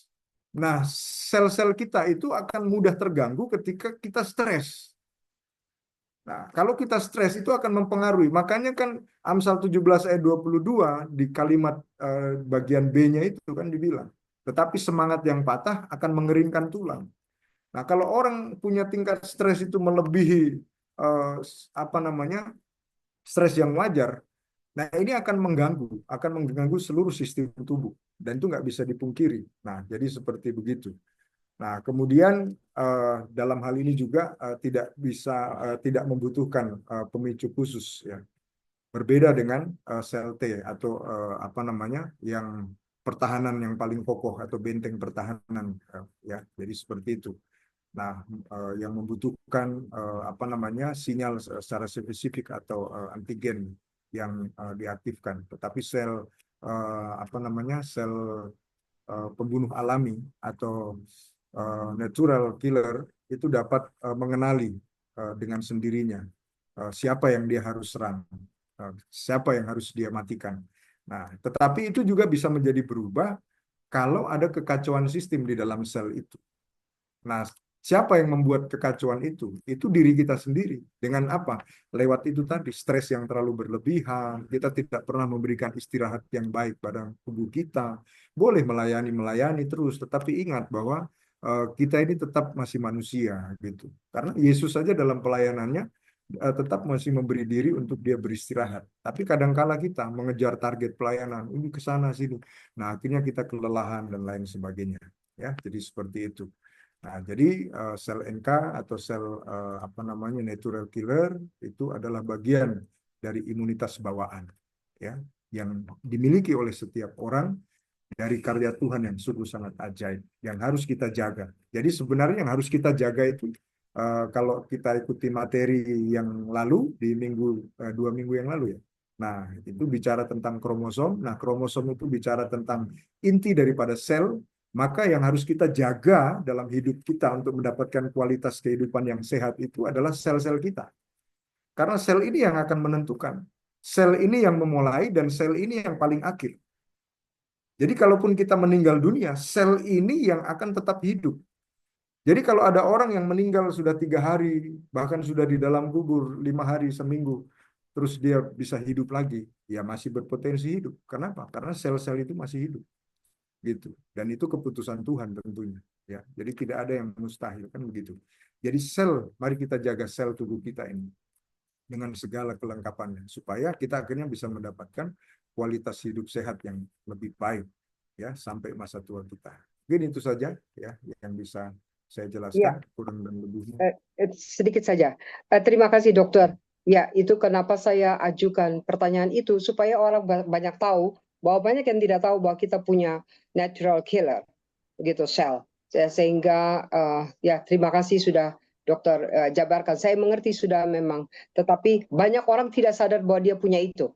Nah, itu yang harus dijaga baik-baik dengan gaya hidup. Dan Kalau ya betul, dan kalau misalnya stres kita berlebih yang sudah kita tidak mampu, itu kan dokter kemungkinannya akan kena autoimun. Autoimun sekarang ini begitu banyak. Mungkin kalau boleh saya usulkan, dokter mungkin bisa juga berikan kepada kami juga pengetahuan tentang autoimun. Saya sudah belajar mengenai autoimun karena cukup banyak jenisnya, karena saya pernah kena autoimun waktu stres saya cukup tinggi.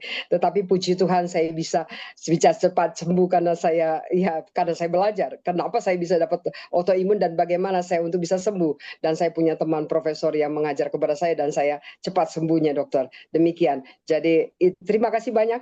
Tuhan Yesus memberkati dokter bersama dengan keluarga. Terima kasih, Tuhan berkati. Nanti bisa diusulkan ke Ibu Desi ya untuk Yes, oke. pemaparan itu, karena memang penyakit autoimun itu sendiri jumlahnya ratusan, Bu. Gitu. Yes, Ini betul, penyakit betul. yang diakibatkan karena Ya. akibat Dan kasihannya dokter, banyak orang tidak tahu bahwa dia sudah terkena Betul. autoimun dan tiba-tiba Betul. sudah parah begitu. Kasihan kan kalau misalnya dia tidak bisa mengetahui dari awal, apalagi bisa mencegahnya dari awal jauh lebih baik. Terima kasih Baik, Ibu. dokter. Terima Tuhan Yesus kasih, Tuhan memberkati. berkati. Ya, ya. Oke, terima kasih. Pak Rudi Harsono, apakah jadi akan bertanya? Boleh, Pak. Oke, singkat ya Pak ya. Iya, Pak. Saya tanya lagi, Pak. Iya. BPJS Kesehatan ini kan kemungkinan sudah ada 10 tahun yang lalu ya, Pak ya. Iya, Pak. Asumsi saya kenapa pelayanannya sangat buruk sekali, Pak. Kalau saya nggak tahu, Pak ya, karena mungkin karena faktor biaya kita bayarnya lebih murah, bayarnya bulanan, sehingga pemerintah nggak tahu bagaimana. Nah, tapi itu kan mengakibatkan dokter-dokter melayani tidak dengan segenap hati, Pak. Itu pikiran saya, Pak ya. Nah, mohon penjelasannya, Pak. Sama satu lagi, Pak, kenapa harus ada obat genetik, Pak? Terima kasih, Pak. Mengapa harus ada obat apa tadi, Pak? Genetik. Generik. Generik. Generik. Iya. Oke, baik. Ya, saya jelaskan. Yang pertama, kalau terkait dengan tata kelola atau layanan daripada BPJS, ya saya tidak berani mencampuri, tetapi kita dalam diskusi kecil kita ini, saya pikir semoga ini tidak menjadi sesuatu yang malah justru nanti bertentangan dengan apa namanya di negara kita ini, gitu kan. Nah, jadi kalau menurut saya, Pak, memang ya kalau nggak seperti itu nggak Indonesia, Pak. Itu dulu. Ya, jadi kalau nggak seperti itu nggak Indonesia. Karena di Indonesia ini kalau bisa dibuat susah, kenapa harus dibuat baik? Kan memang seperti itu. Ya, saya sekarang kan sudah tidak di pemerintahan lagi, Pak, karena saya sudah resign sekitar 14 tahun yang lalu. Saya sudah keluar. Ya, karena memang saya melihat juga salah satunya banyak hal yang tidak dan itu bertentangan juga dengan hati nurani saya. Jadi tidak sesuai dengan panggilan saya. Nah, jadi seperti itu. Jadi memang ini yang kalau saya mau saran kepada kita semua sebagai anak-anak Tuhan, memang harus kita berani untuk menyuarakan itu. Karena pemerintah harus memberikan prioritas bagi kelayakan pelayanan bagi seluruh masyarakat Indonesia dari Sabang sampai Merauke. Jadi seperti itu. Jadi tidak tidak menjadikan karena BPJS itu iurannya murah jadi akhirnya suka-suka. Kita harus mengingat bahwa tindakan pelayanan kesehatan itu adalah tindakan kemanusiaan. Ini yang harus menjadi harus menjadi prioritas gitu. Yang namanya kemanusiaan. Nah, itu harus lebih memprioritaskan keselamatan, keutamaan itu harus menjadi penting gitu. Tetapi dalam prakteknya kan tidak. Nah, kenapa?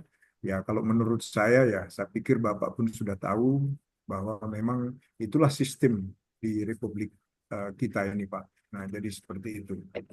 Nah, kemudian yang berikut, kenapa harus ada obat generik? Nah, sebenarnya obat generik itu diciptakan sebagai obat standar, Ya. Sebenarnya kualitas obat generik itu bukan tidak bagus, Pak. Kualitas obat generik itu bukan kualitas kaleng-kaleng. Obat generik itu sudah berdasarkan prosedur yang memang dibuat sedemikian rupa sebagai apa namanya uh, alat untuk membantu proses daripada sebuah tindakan para medis gitu. Nah, hanya banyak asumsi masyarakat di luar sana bahwa kalau dikasih obat generik itu tidak paten, tidak bagus, tidak bermanfaat. Sebenarnya tidak, bukan. Ya, saya dulu banyak kok memberikan obat-obat generik dan rata-rata pasien yang saya kasih obat generik, bahkan sampai sekarang pun kalau ada yang sakit, saya buatkan resep rata-rata obat generik. Hampir tidak pernah saya buatkan obat-obat paten. Dan itu talk-chair, itu kan tergantung dari bagaimana kita melihat kondisi setiap pasien yang kita layani atau orang-orang yang mengalami sakit tertentu. Nah, jadi seperti itu. Nah, jadi kalau Bapak bertanya kenapa sih harus ada obat generik, ya itulah standar obat dasar yang diciptakan oleh pemerintah berdasarkan standar farmasi dasar. Ya, tetapi bukan berarti terus itu nggak bagus, tidak. Itu tetap saya mengatakan itu bagus. Ya, jadi seperti itu. Hanya kan perlu kita tahu juga bahwa namanya dunia bisnis, Pak, pasti kan ada juga kompetisi di dalamnya. Biasanya itu yang swasta-swasta itulah yang mau lebih menonjolkan atau memberikan yang terbaik gitu kan. Tapi bukan berarti yang generik terus ketinggalan, tidak. Ya, jadi saya tetap menyarankan juga. Makanya kan pemerintah selalu mengingatkan, bahkan dulu ada iklan di televisi itu kan, ayo gunakan obat generik. Jadi seperti itu. Karena dari sisi keamanannya dan keselamatan untuk penggunanya itu jauh lebih terjamin, Pak, daripada obat-obat yang paten itu. Nah, jadi seperti itu kira-kira, Pak.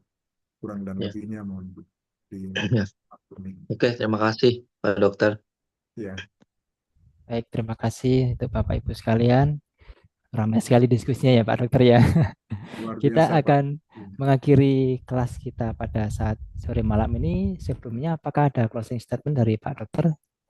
Oh ya, baik. Ya, terima kasih Bapak Ibu yang saya kasih dalam nama Tuhan kita Yesus Kristus. Kita patut bersyukur kepada Tuhan kalau akhirnya Tuhan boleh percayakan kita ada di dunia ini, kita hidup sampai hari ini. Itu artinya bahwa Tuhan sedang merancang sesuatu hal yang besar, karena ada tugas besar yang Tuhan mau percayakan lewat kita. Dan itu hanya Bapak Ibu yang bisa melakukannya. Saya tidak bisa mengerjakan tugas pekerjaan Bapak Ibu, dan Bapak Ibu juga tidak bisa melakukan tugas dari Tuhan yang saya miliki. Tidak bisa, karena masing-masing itu dipercayakan Tuhan untuk itu. Nah, itu sebabnya Tuhan memperlengkapi kita dengan memberikan kesehatan seutuhnya. Baik itu kesehatan secara fisik maupun kesehatan secara mental, dengan tujuan adalah supaya maksud-maksud Tuhan yang ingin Tuhan inginkan lewat setiap kita itu akhirnya bisa tercapai. Ya. Baik itu dalam pelayanan kita, baik itu dalam pekerjaan utama kita, baik itu dalam keluarga kita, atau dalam hal apa saja. Nah, karena kita ini sedang membawa misinya Tuhan.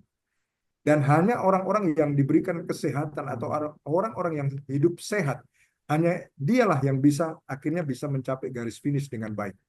Tapi kalau kita mulai terganggu dengan kesehatan kita, apa yang terjadi? Maka kita tidak akan bisa ngapa-ngapain.